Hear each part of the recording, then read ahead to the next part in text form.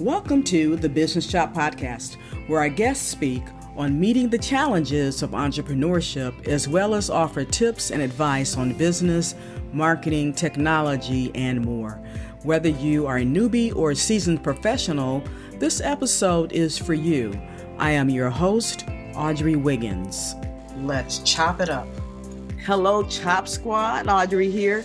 I want you to meet Molly Ruland. Now, Molly is the CEO and founder of Heartcast Media, which is a digital content agency focused on content marketing for founders, CEOs, coaches, and brands. That means you.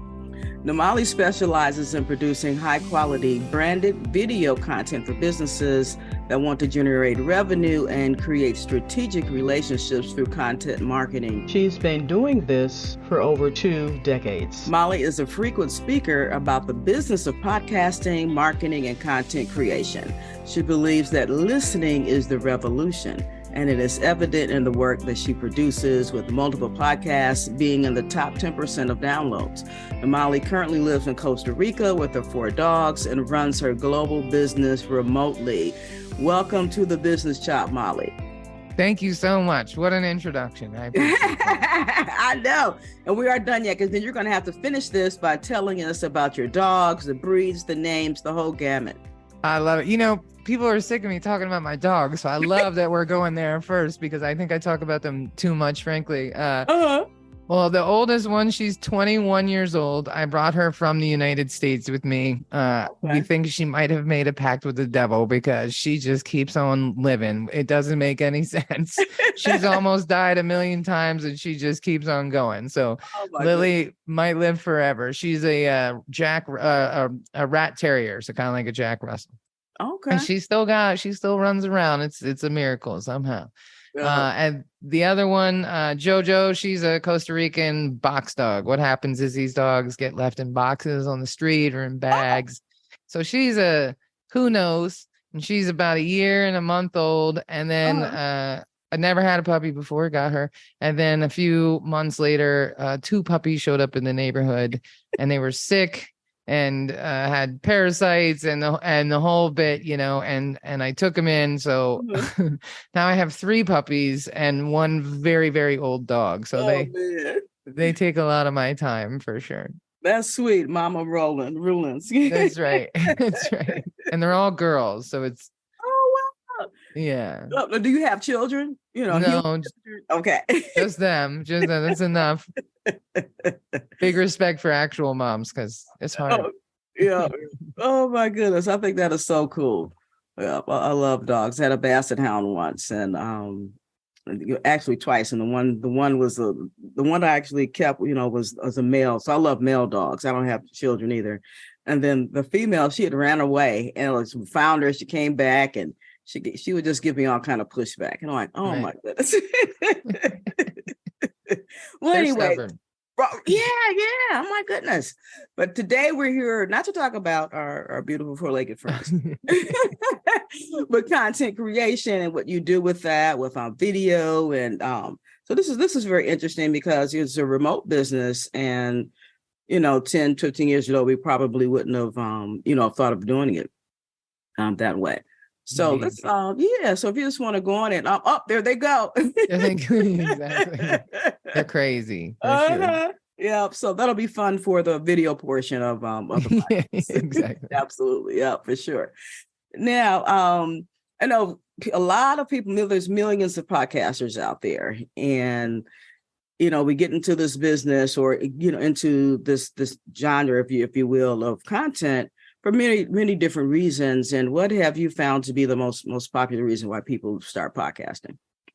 Well, I think on like a bigger picture scale, like people want a little bit of attention, or they like the idea of it. And I think that's why we have a lot of pod flash, right? Like people, they do one podcast, they never come back.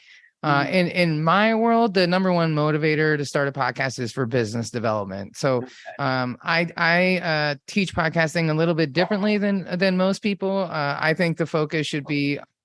Oh, don't worry about the dogs. Let them do their thing. They're so ridiculous. You know, in this this post-COVID age, the interruptions, I think it's, just adds to the character of what we're doing. Well, there they are. This is what they do for 10 hours a day.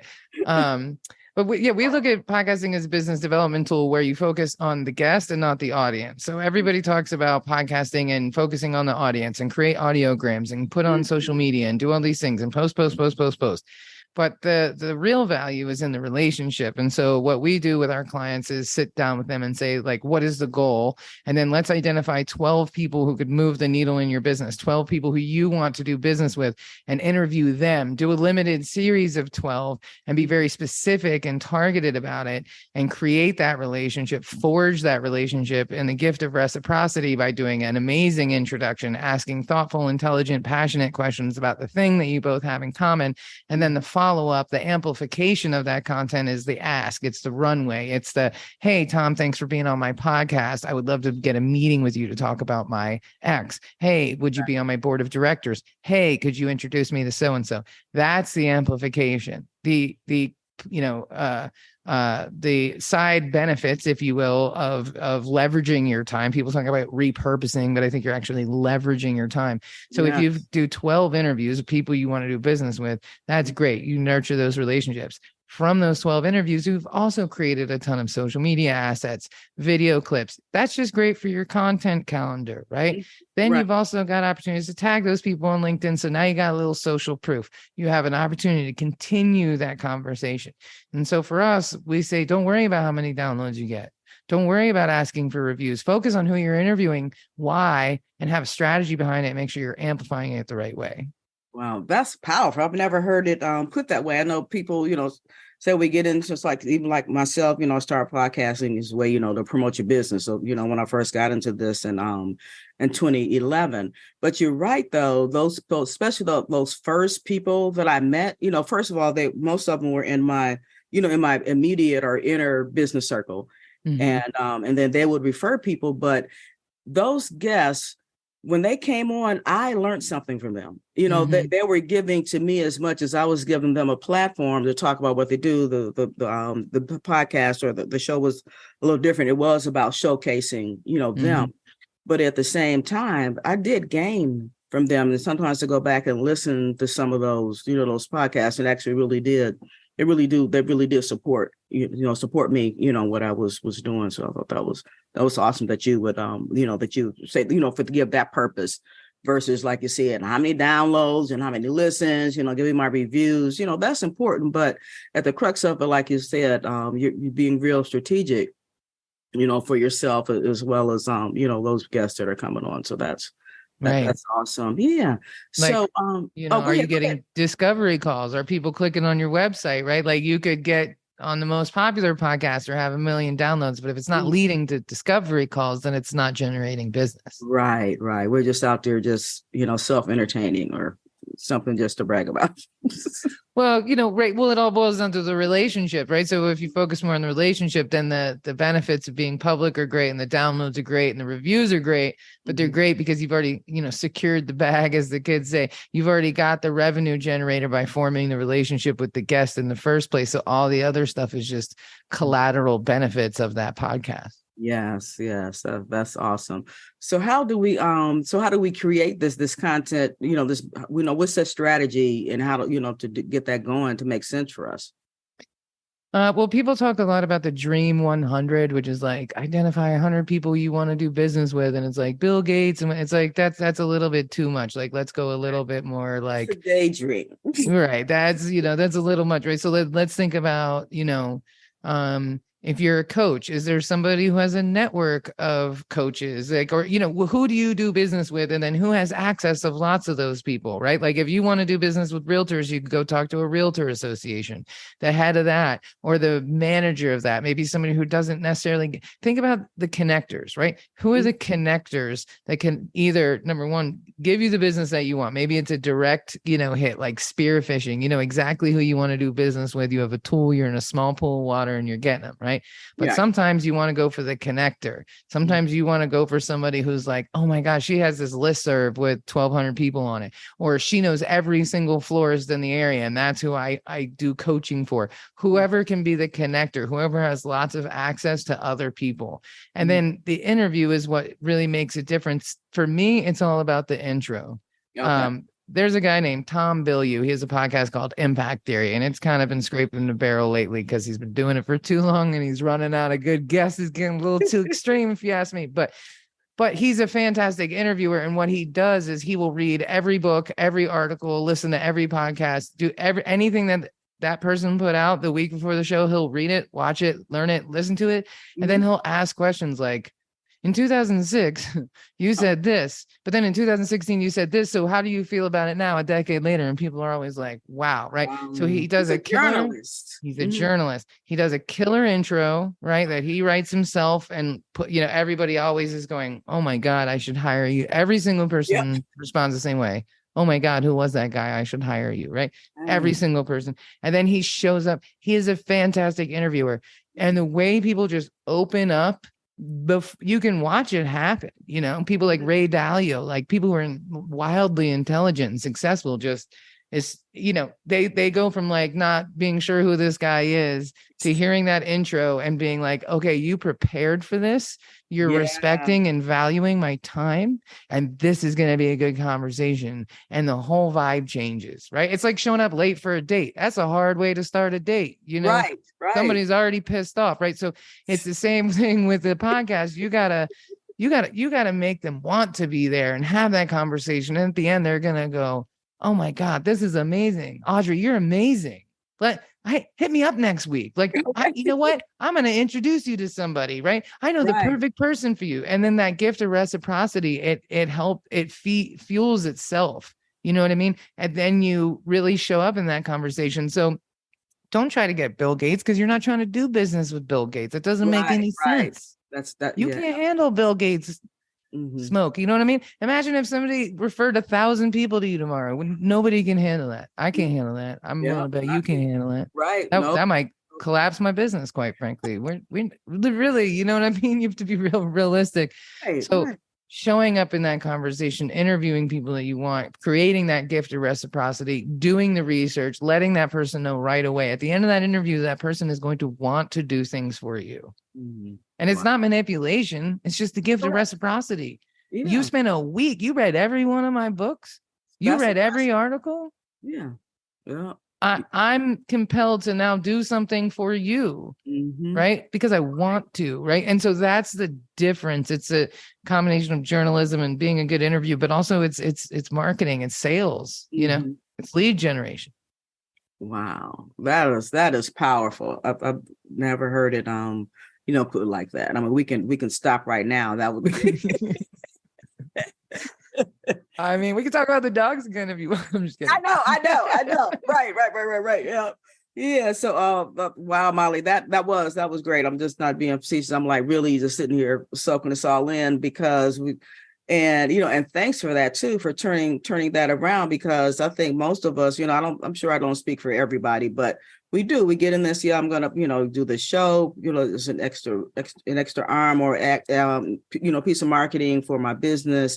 And so we don't really take the time to think about, not saying we don't care about our guests, but to the level of which you placed it in front of us, we need to go obviously deeper with what we're doing, with our why on both sides of, that coin, to really understand, we're not just, because sometimes I think we just get caught up in the fad of things or new media. It's not, new media anymore, but still a different way of, of getting out there, and then get caught up of influencers and, trying to be that in our business, but that's really not our purpose. That's not what we're supposed to be doing.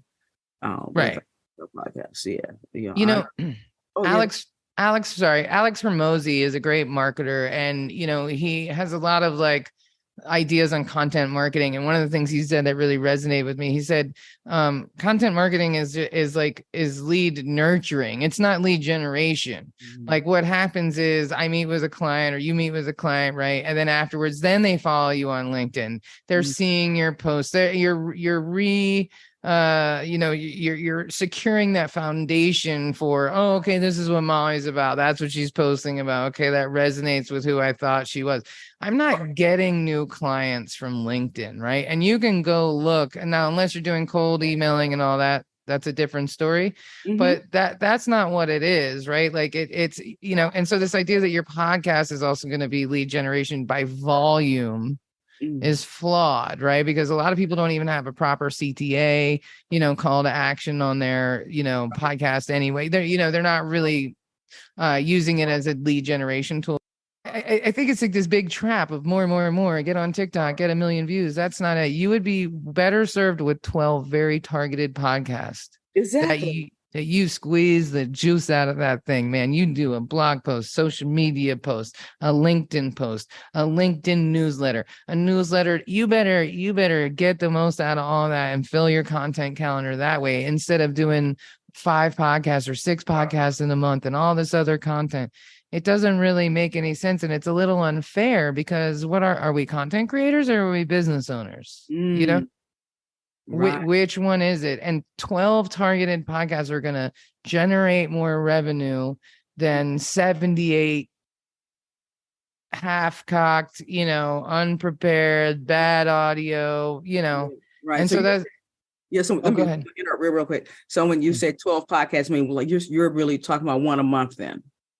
Or you could record on 12 over the course of 4 months and then release them 1 week at a time or every other week, or you could Netflix drop them as a binge style, whatever it is, because at that point, what you're really trying to do is create the relationship. The content is the fringe benefit of the relationship. You know what I mean? So it almost doesn't really matter. I would venture to say you'd do better having 12 solid relationships for your business sooner rather than later. Okay. Because like what's the conversion rate on that, right? Like you knock it out of the park with those 12 people.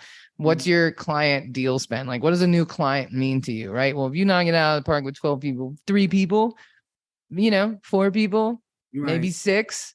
Well, if I had 6 new clients, I'm good for a minute. I don't need to keep going. You know what I'm saying? But I don't necessarily want to stretch that out over too long either, because at the end of the day, it's lead generation, it's sales, it's relationship building. So it's less about the consistency of your content calendar and always post on Tuesdays. It's really more about the relationship. So that leads me then to the next question of why content marketing is preferred in a recession.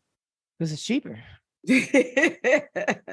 Okay. That was it right there. We can shut that question down. Okay, yeah. Next.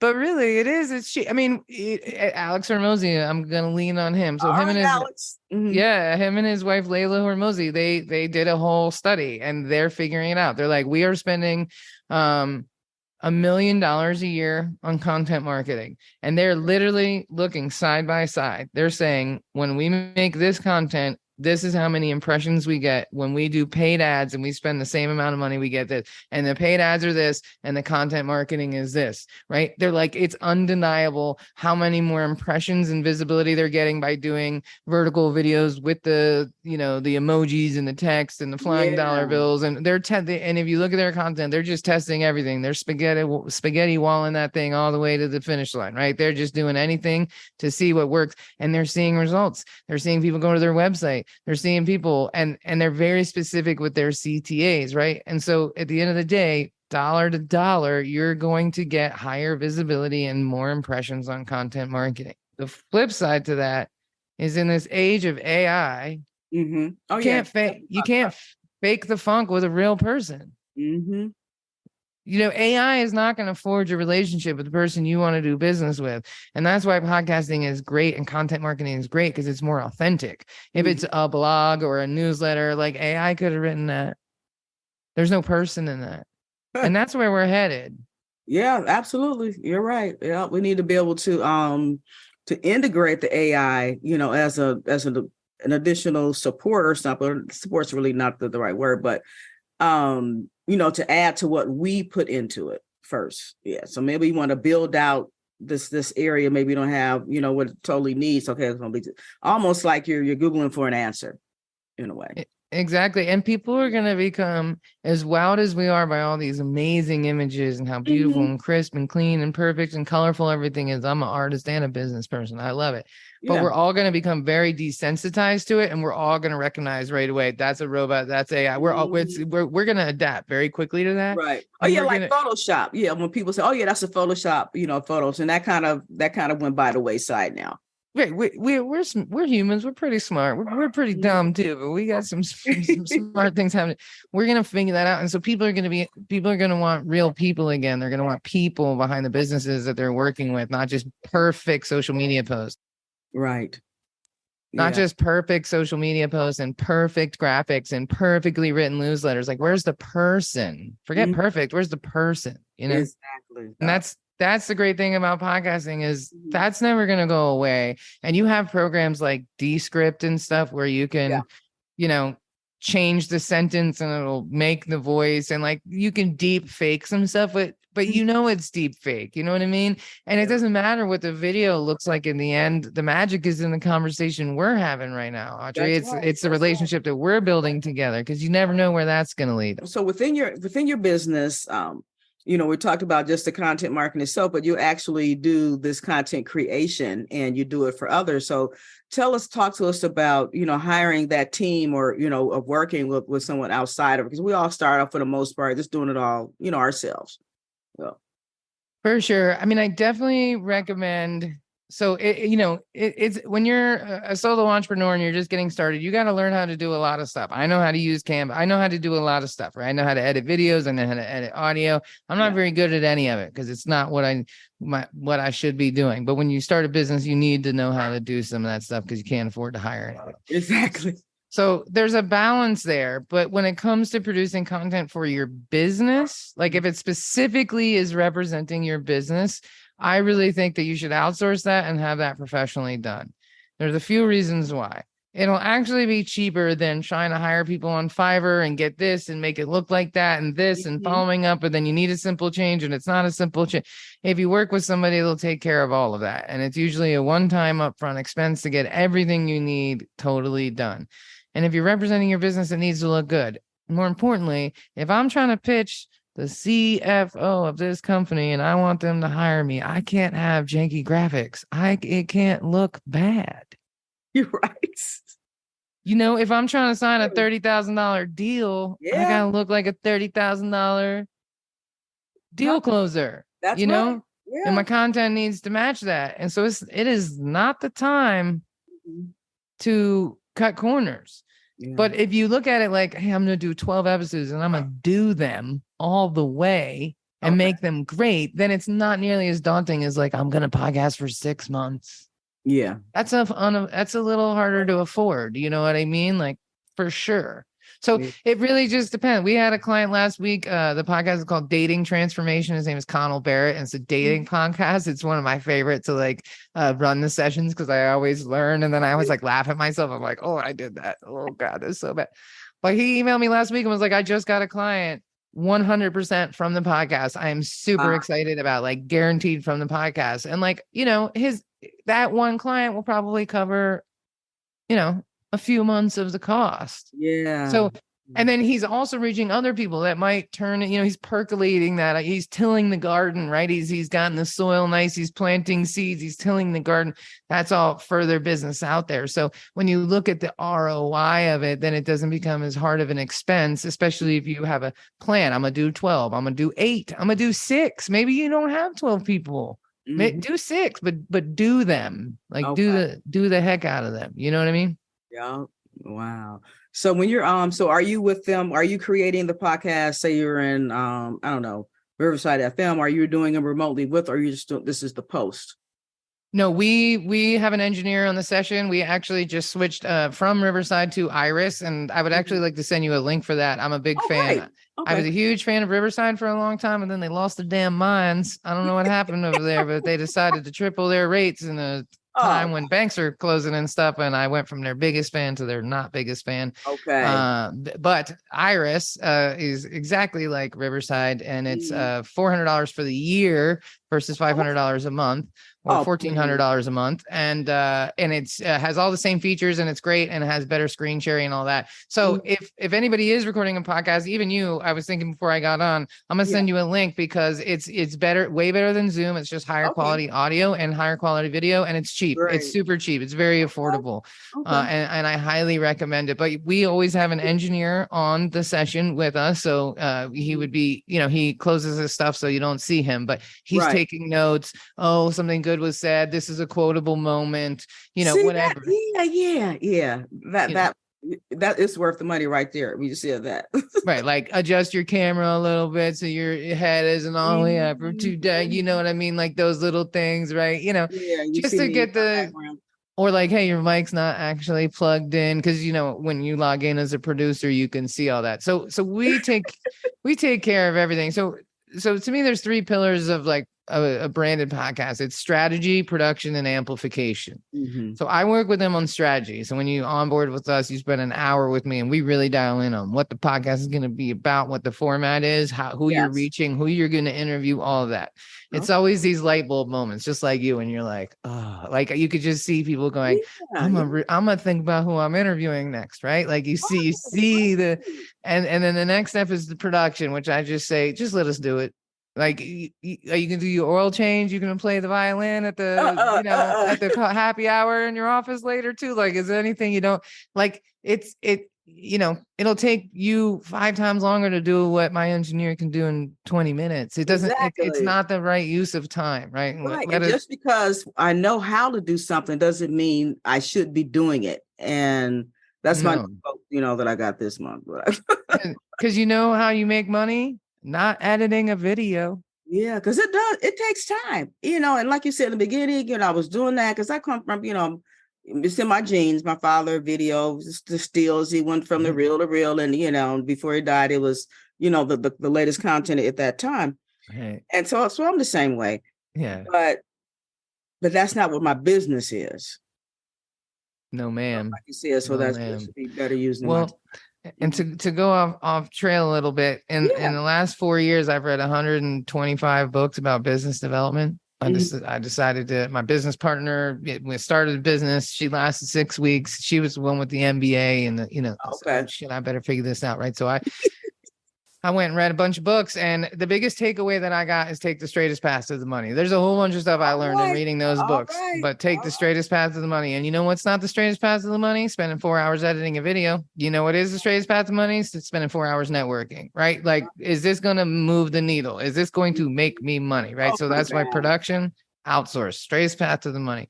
And then the amplification. And a lot of people think that's the social media, but it's not. It's the email 2 days later. Thank you so much for being on this show. I really enjoyed it. And not like a fake one, but like when you're actually doing business development, when you're doing it for that purpose. Now, if you're doing a weekly show and you're doing numbers, it's not quite the same. You still need to send that follow-up email, but the follow-up should really be, thank you so much for coming on the show. You know what I mean? I really enjoyed our conversation about this specific thing. And I would really love to work with you and was wondering, can I get a meeting with you? Whatever the ask is, that's the amplification. The social media posts are just cream on top, right? It's just icing on the cake. The cake is the cake, the social media is the icing. Right. So it's really about like dialing in on that. And so again, straightest path to the money, because that person is going to have had a great time with you. They're going to appreciate that email.